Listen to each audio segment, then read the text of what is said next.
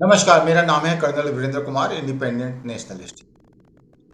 अगर मैं आपसे पूछूं कि 2024 के इलेक्शंस में कौन जीतेगा तो आपका क्या जवाब होने वाला है? अभी जो लेटेस्ट जो सर्वे आ रहे हैं उसमें बिल्कुल क्लियर लिखा हुआ है कि मोदी गवर्नमेंट वापस आ रही है। इसमें कोई डाउट नहीं है। अगर इलेक्शंस आज होंगे तो they will get more than, NDA की बात कर रहा हूँ, more than 300 seats. Of course Congress वाले या जो अपोजिशन पार्टीज वाले हैं डॉट डॉट डॉट अलायंस, वो तो एक डिफरेंट ही पिक्चर आपके सामने पेश करेंगे। आपको विश्वास है तो आप भरोसा कर लीजिए, कोई इसमें इशू नहीं है, डेमोक्रेसी है ये। अब बात करता हूँ एक कॉलम की, 5th कॉलम इसका नाम है और ये लिखती है तवलीन सिंह, बड़ी फेमस जर्नलिस्ट हैं। किसी जमाने में तवलीन सिंह एक्चुअली सोनिया गांधी के इनर सर्कल में हुआ करती थी, no doubt about that. Of course by nature actually वो बहुत ज़्यादा सबमिसिव कभी भी नहीं रही। She always has had her opinion and even today उनके ओपिनियन इंडिपेंडेंट रहते हैं और लोग उनको एक इंडिपेंडेंट थिंकर के तरीके से ही जानते हैं। थोड़ा सा ये हो सकता है कि लेफ्टिस्ट वो रहती हैं, मोदी को क्रिटिसाइज भी करती हैं, कई बार सपोर्ट भी करती हैं। अभी जो उनका जो ये 5th कॉलम में जो लेटेस्ट आया पिछले संडे को, उसमें उन्होंने कहा कि why Modi won and could win again. Neerja Chowdhury की भी एक किताब आई है जिसमें उन्होंने कहा है कि मोदी फिनोमेना, ये वर्ड उन्होंने यूज किया है, मोदी फिनोमेना अभी तक कांग्रेस को या ओपोजिशन पार्टीज को समझ में नहीं आया, because they can't see it beyond Gandhi family. अगर ओपोजिशन वाले हैं सब, वो फैमिली पार्टी है। आप मुलायम सिंह यादव की पार्टी लगा लीजिए, लालू की लगा लीजिए, ममता की लगा लीजिए, आंध्र प्रदेश लगा लीजिए, आप तमिलनाडु लगा लीजिए, सब ये फैमिली पार्टीज हैं। तो जब फैमिली पार्टीज होती हैं तो उनको जो लीडरशिप का जो उनका सेटअप होता है वो फैमिली के थ्रू ही रन करता है। जो सपोर्टर्स हैं, जो उनके वोटर्स हैं, वो भी फैमिली टर्म्स में ही देखते हैं। मतलब नेहरू से स्टार्ट कर लीजिए आप और ultimately where will you land up? आप you will land up with Vadra family. अभी ऑफ कोर्स राहुल गांधी की बात चल रही है। तो जो कांग्रेस सपोर्टर्स है वो उसको बियॉन्ड सोच ही नहीं सकते, क्योंकि अगर गांधी फैमिली वहां पे नहीं होगी तो कांग्रेस शायद टूट जाएगी। शायद की बात कर रहा हूं मैं प्रिडिक्ट नहीं कर रहा हूं। चलिए बात करते हैं तवलीन सिंह की। तो तवलीन सिंह किसी साउथ ईस्ट एशियन कंट्री में टूर पे गई थी 30 इयर्स के बाद, और उन्होंने कहा कि इस सालों में, इतने सालों में इन कंट्रीज ने कितनी प्रोग्रेस की। कहीं कोई गार्बेज नहीं, कहीं कोई पॉल्यूशन नहीं, रोड्स एकदम फर्स्ट क्लास। साथ में कंपैरिजन जब उन्होंने किया तो इंडिया के साथ किया कि इंडिया में 75 इयर्स हो गए अभी हमें, हमारा क्या हाल है। उसमें से 60 साल तो कांग्रेस वाले पावर में थे, तो उन्होंने क्या किया। और साथ में उन्होंने ये भी मेंशन किया कि जो मोदी जी एक पहले प्राइम मिनिस्टर हैं जिन्होंने स्वच्छ भारत की बात की। जहां तक गांधी फैमिली की या कांग्रेस की गवर्नमेंट्स की बात थी तो उन्होंने जो वर्ड यूज किया, for the family, by the family, of the family. Fact है ये, इट इज ए फैक्ट। और इस फैक्ट का नतीजा ये है कि कांग्रेस जो है वो गांधी फैमिली के बियॉन्ड नहीं देख सकती। आप खरगे की प्रेसिडेंटशिप को प्लीज इस बात से रिलेट ना करें कि जो फैमिली रूल है वो खत्म हो गया, क्योंकि खरगे जी को आप देख लीजिए, कभी सोनिया गांधी के साथ, कभी राहुल गांधी के साथ, या तो उनके दोनों हाथ आगे बंधे होंगे या फिर पीठ पीछे बंधे होंगे। Is a submissive person. जो भी उनकी एग्जिस्टेंस है वो किस वजह से? गांधी फैमिली। तो ये सोचना कि कांग्रेस जो है गांधी फैमिली के बियॉन्ड सोचेगी, ये पॉसिबल नहीं है। और तवलीन सिंह की इस बात से मैं पूरा सहमत हूं। Congress for the family, by the family, of the family. और उन्होंने जितने 60 साल उन्होंने इस कंट्री के ऊपर राज किया है, बिल्कुल इसी पर्पज से किया है। तो ये तो एक बात हो गई।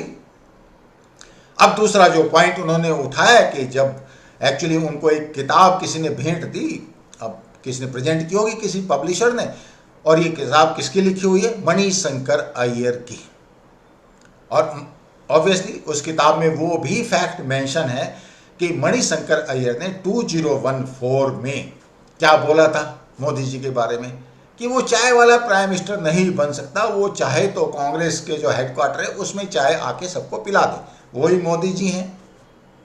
2014 में जीत चुके, 2019 में जीत चुके, 2024 में जीतने जा रहे हैं। ये एक्चुअली तवलीन सिंह ने नहीं कहा, उन्होंने तो कुड विन अगेन लिखा है। मैं तो कहता हूं कि जीतेंगे। Now the point is, and it's a very important point, Manishankar Iyer ने एक बार जब ये लिखा, ये मेरे कमेंट हैं तवलीन सिंह के नहीं, जब लिखा कि एक चाय वाला प्राइम मिनिस्टर नहीं बन सकता, तो उन्होंने क्या कहा, एक्चुअली कितना फेवर कर दिया उन्होंने मोदी जी का। उन्होंने जितने भी जो मिडिल क्लास है, लोअर मिडिल क्लास है, या बिल्कुल पुअर हैं जो इंडिया में और ऐसे लोग हैं, उन सब की एक साथ उन्होंने बेइज्जती कर दी अक्रॉस ऑल कास्ट कम्युनिटीज कि एक चाय वाला प्राइम मिनिस्टर नहीं बन सकता।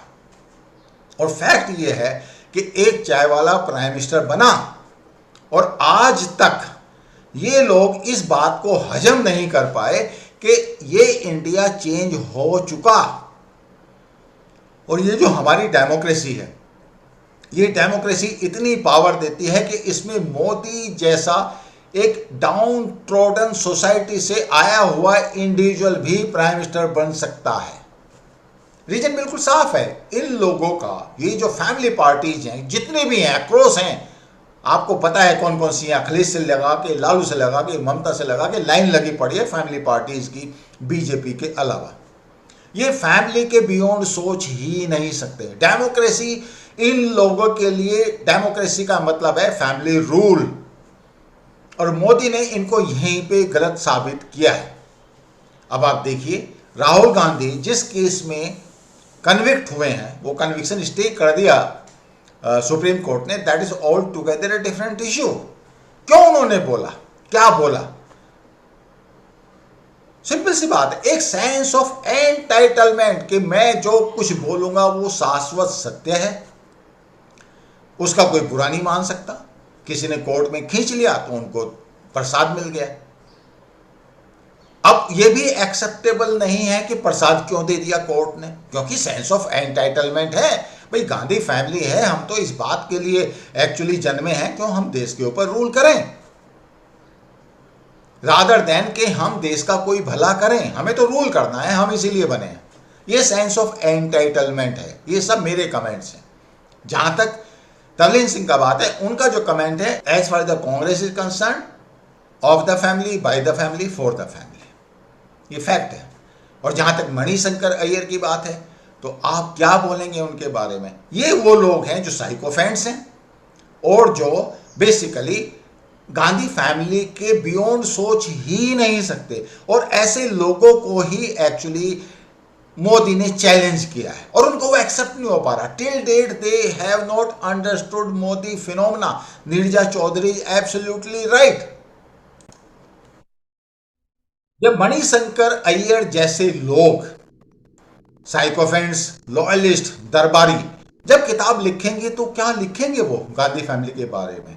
तो जहां तक राजीव गांधी की बात है, राजीव गांधी का एक बड़ा फेमस स्टेटमेंट आया था 84 में, जो रायट्स हुए थे, जिसमें 6 मारे गए थे दिल्ली एंड अराउंड, कि जब बड़ा पेड़ गिरता है तो धरती हिलती ही है।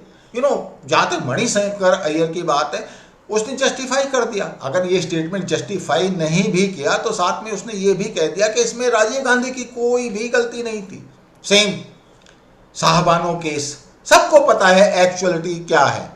आरिफ खान ने बिल्कुल क्लियर पोजीशन उनके सामने रखी। वो एक डिफाइनिंग मोमेंट था इंडिया के लिए, जब एक्चुअली जो मुस्लिम पर्सनल लॉ है वो चेंज होना चाहिए था। सुप्रीम कोर्ट ने किया था, मगर राजीव गांधी ने पॉलिटिकल गेन्स के लिए सुप्रीम कोर्ट का जो डिसीजन था उसको ओवर रूल किया पार्लियामेंट के थ्रू, और उसी का नतीजा है कि ये जो अपीजमेंट पॉलिटिक्स आप देखते हैं फुल फ्लो में एज ऑन टुडे, ये उसका नतीजा है। और आपको अगर कभी कोई डाउट है तो आप आरिफ खान को सुन लीजिएगा, आपको पता चल जाएगा कि राजीव गांधी ने एक्चुअली क्यों वो डिसीजन लिया, कितना पुअर जजमेंट था, और उन्होंने एक डिफाइनिंग मोमेंट को इंडिया के अगेंस्ट में लाके खड़ा कर दिया। It could have been a defining moment in communal harmony in the entire country.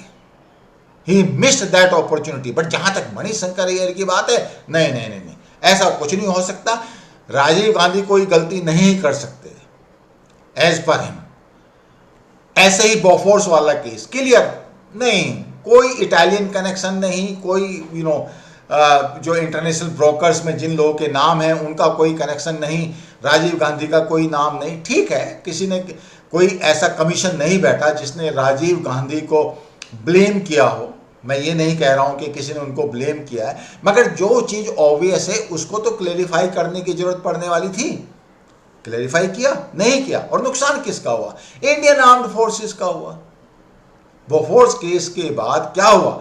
जो एक्विजिशन है वो बिल्कुल रुक गया, वो प्रोसेस बिल्कुल रुक गया, और जो इंडियन डिफेंस फोर्सेज है वो कम से कम भी तो 15 से 20 साल तक पीछे आ गई। And that is the reason why we see, कभी चाइना इन बिटवीन आंखें दिखा रहा था, उससे पहले कभी आप देखो तो पाकिस्तान का कितना एग्रेसिव स्टांस था। क्यों? Reason poor leadership, poor leadership, nothing else. और ये लीडरशिप बेसिकली कांग्रेस की लीडरशिप थी। Manmohan Singh was good economist, I appreciate him for his economic judgements, but point ये कि जहां तक आप बॉम्बे में जो बम ब्लास्ट हुए थे, तो सिंपल सी बात है, Manmohan Singh just could not take any decision.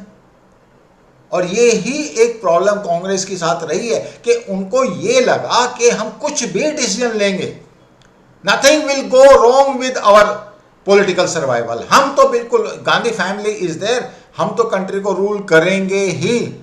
1962 के बाद इतनी बड़ी हार हो गई, फिर भी नेहरू जी इलेक्शन जीत गए। एंड सेम इनका भी यही है कि अगर हम इतनी कोई ब्लेंडर करेंगे तो भी हम इलेक्शन जीतेंगे। 2011 के बाद आपने देखा कुछ किया इंडिया ने? Nothing, they just could not do because they were not capable to do. तो सिंपल सा हिसाब है, for the family, by the family, of the family. बस आप उस फैमिली को संभाल के रखें तो आपको पावर से कोई नहीं हटा सकता, बिकॉज फैमिली की एक सेंस ऑफ एंटाइटलमेंट है, और उसके साथ साथ कांग्रेस पार्टी की भी एक सेंस ऑफ एंटाइटलमेंट है। अब मेरा कमेंट आप सुनिए, as far as the Modi ji is concern, वहां पे आपको कहीं कोई सेंस ऑफ एंटाइटलमेंट नजर आती है मोदी जी के स्टेटमेंट्स में? Everything is for India, by India, of India, this is Modi for you. और अगर वो इलेक्शन जीतता है तो किस बेसिस पे वो इलेक्शन जीतेगा? वो इस बेसिस पे इलेक्शन नहीं जीतेगा कि उसके पीछे एक लीगेसी है, somebody, राजे महाराजे, बड़े रिच फैमिली, बिजनेस पीपल और पॉलिटिकल फैमिली, जिनके पास एसेट्स हों इतने ज्यादा कि इलेक्शन लड़ सकें बगैर किसी और के सपोर्ट के। No, there is no sense of entitlement. वो इलेक्शन जीतेंगे तो अपने दम पे जीतेंगे, अपने अचीवमेंट्स पे जीतेंगे। और जहां तक कांग्रेस की बात है, वो किस बेसिस पे इलेक्शन जीतना चाहती है? एक सेंस ऑफ एंटाइटलमेंट कि yes we are there to rule the country, क्योंकि हम तो गांधीज हैं, एज सिंपल एज दैट। अब आप देखिए, बड़ी सिंपल सी बात है, कॉर्पोरेट सर्कल्स में कहते हैं कि जो काम करेगा वो गलती करेगा। तो कांग्रेस पार्टी क्या करती है? कांग्रेस पार्टी ये नहीं कहती कि आप ये काम ऐसा कर लीजिए, जो प्रॉब्ली हमारी पॉलिसी है कि हम चीन को ऐसे हैंडल करेंगे, यानी कि चीन के साथ उन्होंने एग्रीमेंट किया हुआ है, लेकिन कोई भी इंपॉर्टेंट इशू के ऊपर उनका कोई प्लान नहीं है, not a single plan. Modi ji जो कर रहे हैं वो गलत कर रहे हैं। Modi ji list of achievements इतनी बड़ी है कि मैं इसको किसी 10 घंटे के वीडियो में भी कवर नहीं कर सकता, ये सबके देखने वाली बात है। It is as simple as that. अगर उनके साथ कॉम्पीट करना है राहुल गांधी ने, तो वो अपने अचीवमेंट गिनाए कि उसने क्या किया है और उसमें उसको क्या मिलेगा। Nil, he has got no sense of achievement, no entitlement of achievement, only entitlement with him is Gandhi family.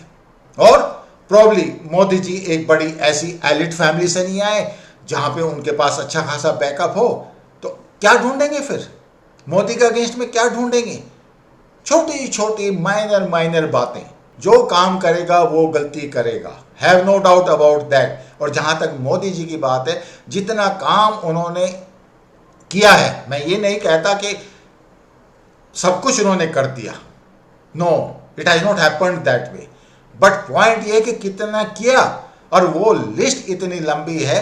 और उस लिस्ट का ये परिणाम है कि अगर आप विलेज लेवल पे जाओ और टाउन लेवल पे जाओ, आपको बीजेपी के सपोर्टर्स या मोदी के सपोर्टर्स वो लोग मिलेंगे जो across caste, across religion Modi ji के लिए वोट करते हैं। जहां तक कांग्रेस की बात है, बस या तो अपीजमेंट आप कर लीजिए, या फिर मोदी में आप कमियां ढूंढ लीजिए, या फिर उनको बताइए कि चाइना के साथ आप कमजोर हैं, या पाकिस्तान को आप करारा जवाब नहीं दे रहे। ऑफ कोर्स सारे चीज़ों के आर्ग्यूमेंट हैं, और फैक्ट ये है कि मोदी ने अपने लिए और इंडिया के लिए, ऑफ कोर्स इकोनॉमिकली तो we are making progress. Covid का भी आप देख लो, J&K का देख लो, लाइन लगी पड़ी है अचीवमेंट्स की, लाइन लगी पड़ी है। Globally he is the most popular leader. आप रेटिंग देख लीजिए उनकी, आप यूएसए में उनकी स्टैंडिंग देख लीजिए। He is the one leader who probably can be discuss comfortably with Putin as well as Biden. Reason बिल्कुल साफ है, they are not his friends. The only thing they appreciate is his achievement. और जहां तक कांग्रेस की बात है, कमी पेशी निकालने के अलावा कोई भी काम नहीं है। It is just the family claim to royalty कि we are royal people, because हम तो गांधीज हैं और हमारा अधिकार है, हम जो कहें वो सच है और जो हम ना कहें वो सब झूठ है। ये इनका जो पॉइंट है, वो पॉइंट कांग्रेस को किसी भी सीमा तक गिराएगा। And I can give you guarantee, ये मेरा पर्सनल असेसमेंट है, अगर कांग्रेस इसी लाइन पे चलती रही जहां पे उनका कोई भी पॉजिटिव कंट्रीब्यूशन नहीं है, सिर्फ निगेटिव पॉइंट ही वो गिनाते हैं, तो उस हालत में कांग्रेस को अपना पॉलिटिकल सर्वाइवल बहुत डिफिकल्ट नजर आना चाहिए। तवलीन सिंह ने एक एक्चुअली इंपॉर्टेंट पॉइंट भी मेंशन किया है रिगार्डिंग कालाहंडी। कालाहंडी में 1987 में फैमिन हुआ था, उसमें बहुत मोर्टेलिटी हुई थी, काफ़ी लोगों को अपनी जान से हाथ धोना पड़ा था। सी एज कवर्ड दैट इवेंट। तो उन्होंने जिस दिन गांव में वो गई थी और जहाँ पे लोग अफेक्टेड थे, वो एक पूरी लिस्ट बनाई थी और उन्होंने वो प्राइम मिनिस्टर के ऑफिस में भिजवाई थी। अब ये इंसिडेंट एक्चुअली बड़ा आई ओपनर है, this is a eye opener. तो उसके बाद राजीव गांधी भी गए वहाँ पे, और साथ में और लोग भी गए होंगे, sycophants, government officials and all that.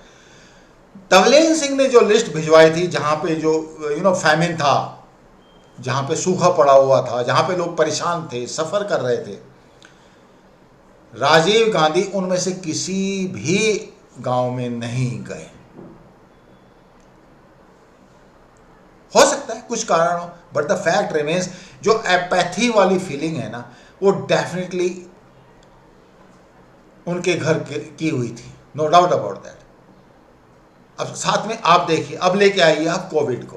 Covid के टाइम पे 80 करोड़ लोगों को फ्री राशन दिया गया, और अभी तक चल रहा है, अभी तक चल रहा है वो।